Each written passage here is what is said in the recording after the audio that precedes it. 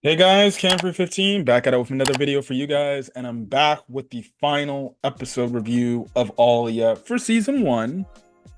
Um, because we got an announcement for season two about a few hours after the episode released on Wednesday. Um, and yeah, so the last episode, it was basically a debate between Yuki and Alya in terms of getting the school class on board with wanting to vote for one of them.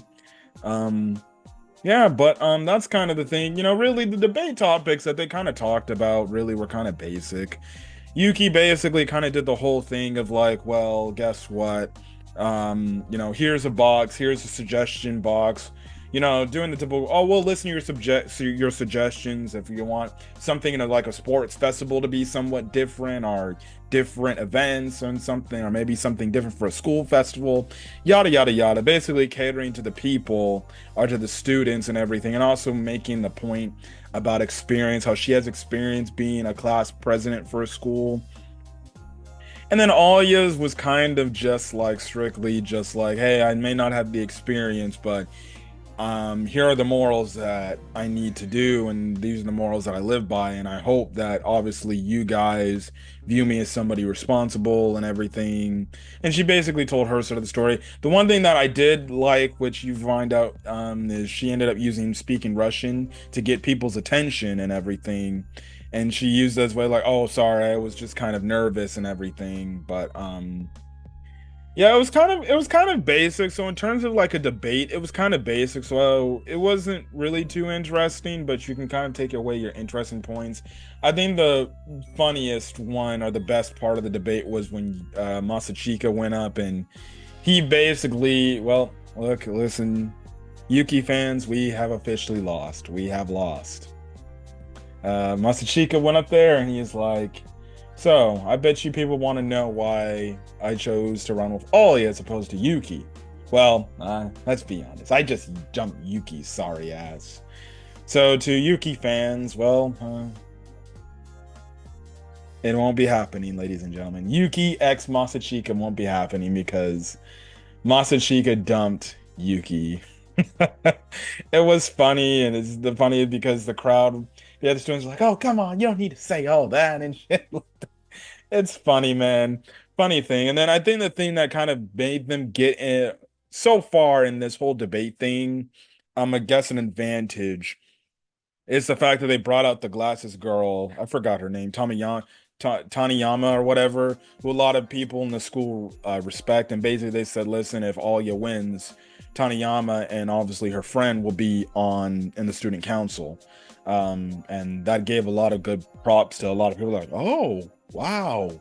The girl that Alya went up against, they teaming up. Oh, that might be a good. So, and it was definitely something that Yuki, when you saw her reaction, didn't definitely expect that to happen. They didn't think. So she kind of got good, but she says she won't be giving up anytime soon. But I think one of the funniest parts of the start of the episode was when they're kind of, Masachika and Alya are kind of just like practicing on their speeches and everything. Yuki shows up and basically she kind of somewhat shows her true colors and everything. Masachika's like, see, now you're realizing her true colors now. And it's funny because she's like, hey, Alya, you got no hard feelings for what I did to you last time. And Alya's like, no, I don't really care. It's all right, it's fine and everything. I understand why you did it.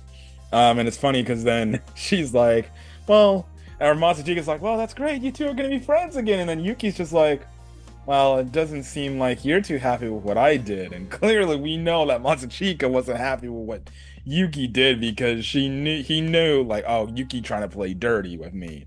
And it's funny because they both give like these looks and everything at each other. Like, they're like, oh my goodness, like the serial killer look.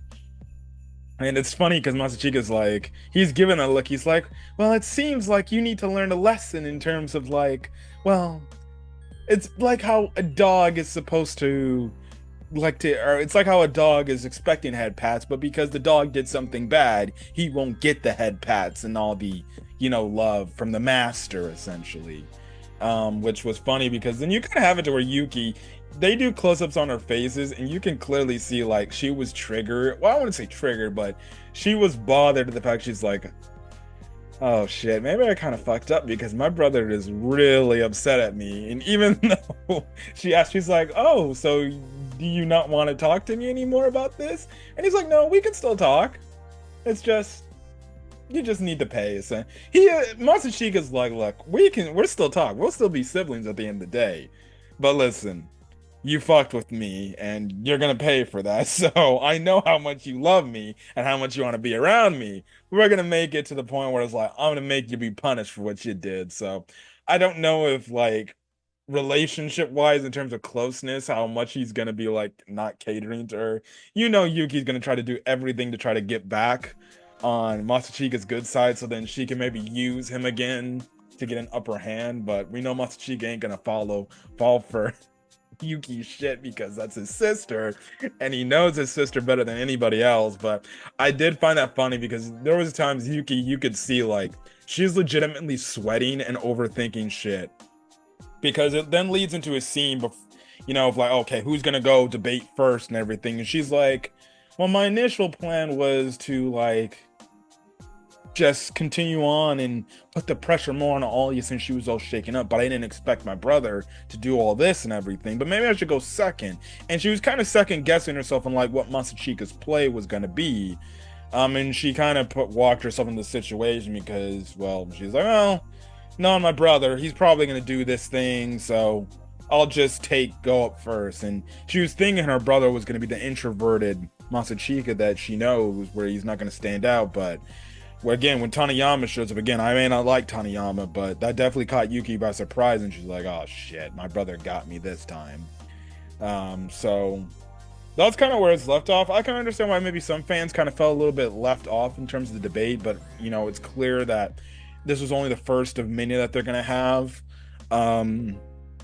going forward. But it was pretty interesting and cool to see these two go at it in a weird way. It'll be interesting to see if they go more at it and start butting heads a little bit more. But you do have the ending episode moment to where basically you kind of have it to where now Alya and Masachika on a first name basis now. I thought it was pretty adorable when she calls him Masachika, or Masachika finally, not Kuze-kun, Masachika.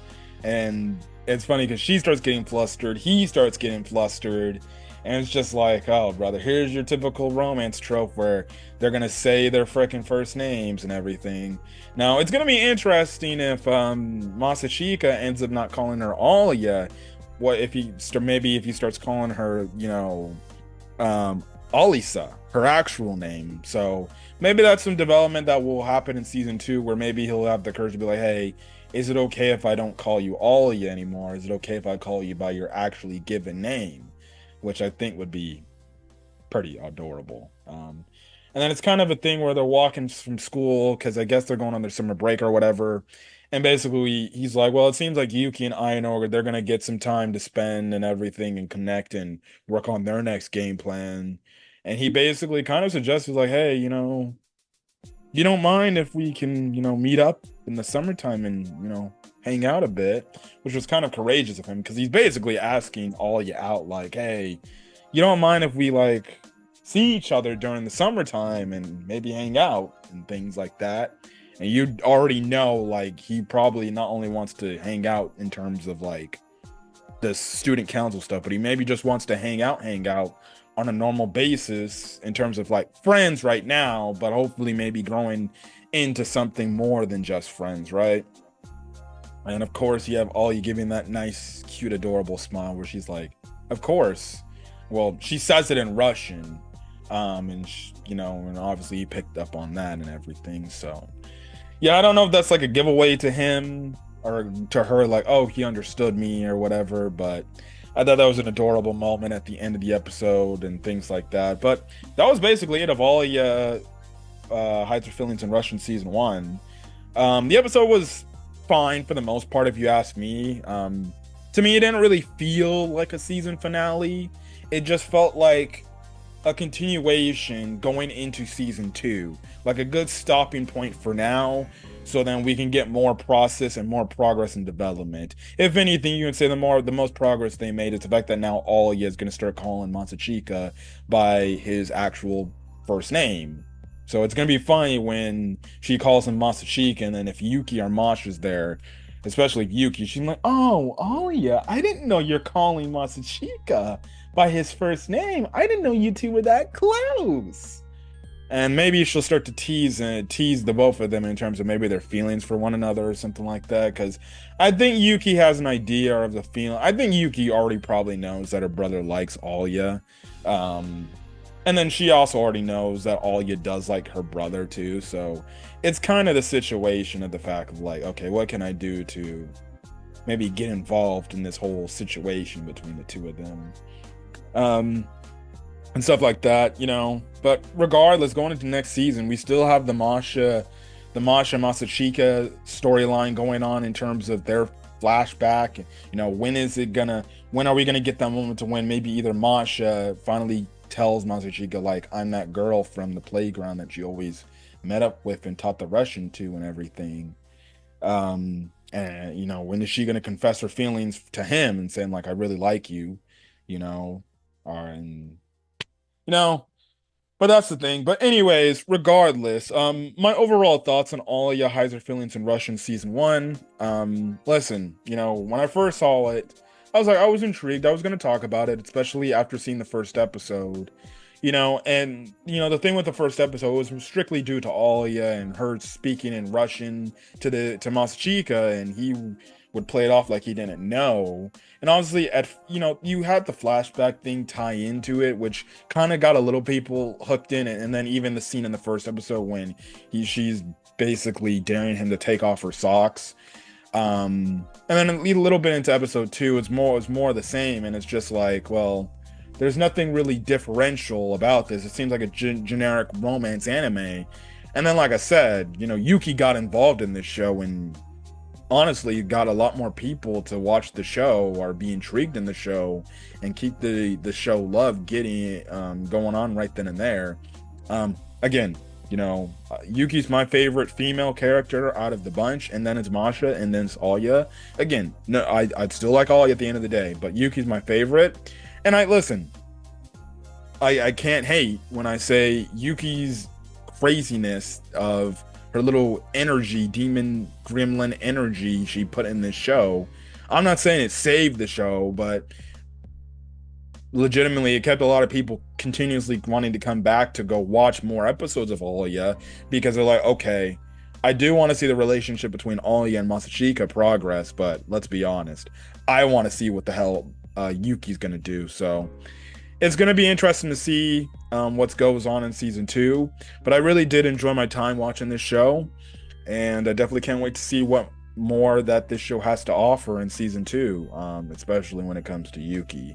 Because you know she ain't gonna be she ain't gonna be laying down like this. She may got punked this time, but she like, oh no, I'm getting my brother back for this. And then too, we also got to dive more into the drama between the freaking the Suo family and everything in terms of what happened and stuff like that, and why Masachika still has trauma from that point on. But regardless, solid ending to season one.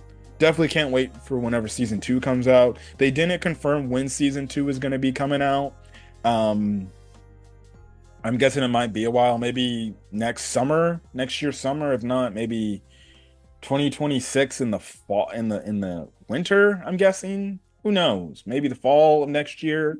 We'll definitely see. We will definitely see. But anyways, I'm gonna get out of here. Catch you guys in the next video. Till then, guys, stay safe out there and have a great rest of your day, night, or watching this video. Till then, guys, peace.